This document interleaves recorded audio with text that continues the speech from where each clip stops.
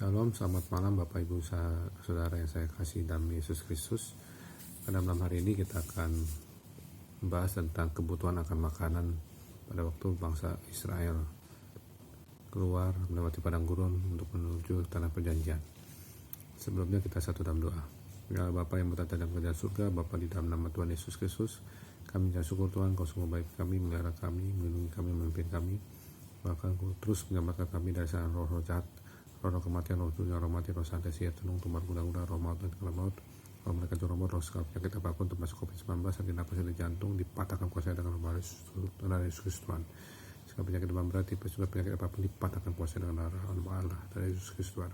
Kami mohon menggunakan Roh Kudus sebagai guru agung kami untuk mengurapi hamba-Mu dan menyampaikan tentang kebutuhan makanan waktu bangsa Israel di padang gurun. Urapi Tuhan, benar-benar sesuai kehendak-Mu, dalam nama Tuhan Yesus kami berdoa dan ucap syukur. Amin. Ya, mengenai kebutuhan akan makanan kita baca di Keluaran 16 1-3. Keluaran 16 1-3. Demikian firman Tuhan.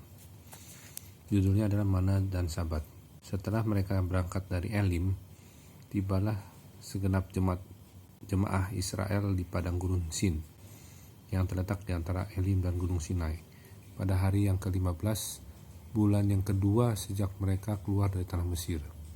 Di padang gurun itu bersungut-sungutlah segenap jemaah Israel kepada Musa dan Harun dan berkata kepada mereka, kalau kami mati tadinya di tanah Mesir oleh tangan Tuhan ketika kami duduk menghadapi kuali berisi daging dan makan roti sampai kenyang, sebab kamu membawa kami keluar ke padang gurun ini untuk membunuh seluruh jemaah ini dengan kelaparan.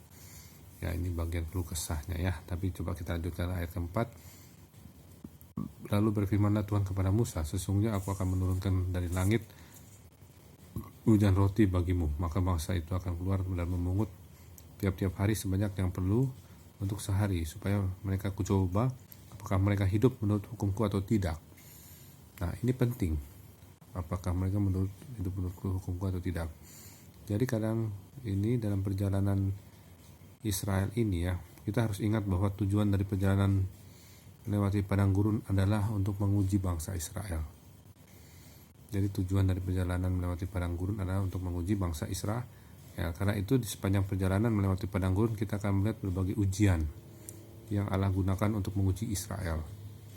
Israel ini diuji dalam hal rasa lapar.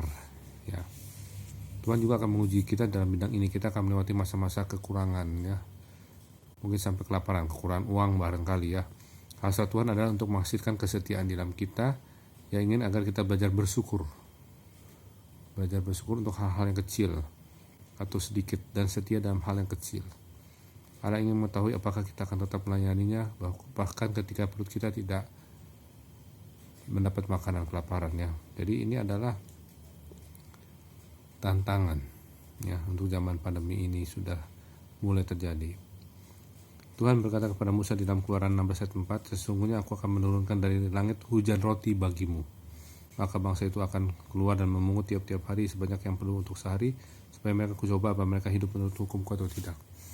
Nah, memang ujian lagi setelah Tuhan memperhatikan bangsa Israel tidak mendapat makanan, diberikan roti mana dari langit ya.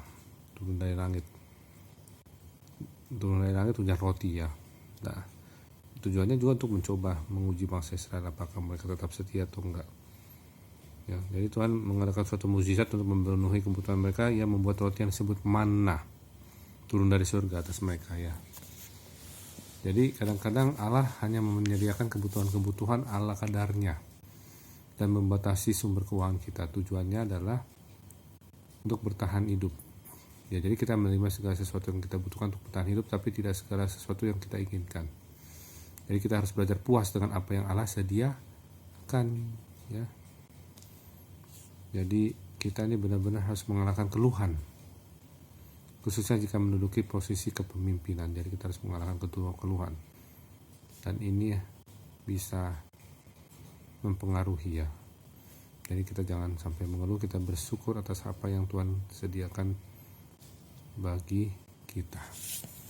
Amin. Haleluya. Mari kita satukan doa. Bapak surga, terima kasih Tuhan, Kau sungguh baik-baik kami. Kami percaya Tuhan banyak yang akan terjadi 2022 ini. Salah satunya adalah ujian untuk kelaparan. Bila kami siap sedia Tuhan, dan kami mau terus bersyukur atas perkara kecil, dan juga kami yakin bahwa manusia hidup bukan dari roti saja, tapi manusia hidup dari firman yang keluar dari mulut Allah, dari setiap perkataan yang keluar dari mulut Allah. Terima kasih Tuhan, biarlah kami berlatih diri untuk mendengarkan perkataan dari mulut Tuhan di dalam nama Tuhan Yesus Kristus. Tuhan Yesus, kami mohon pimpin kami dalam tidur malam ini, berikan kami tidur nyenyak, bangunkan besok pagi jam 4 atau jam 5 pagi untuk melakukan saat teduh. Kami mohon Allah Roh Kudus menguasai alam sadar bawah sadar kami dalam tidur kami.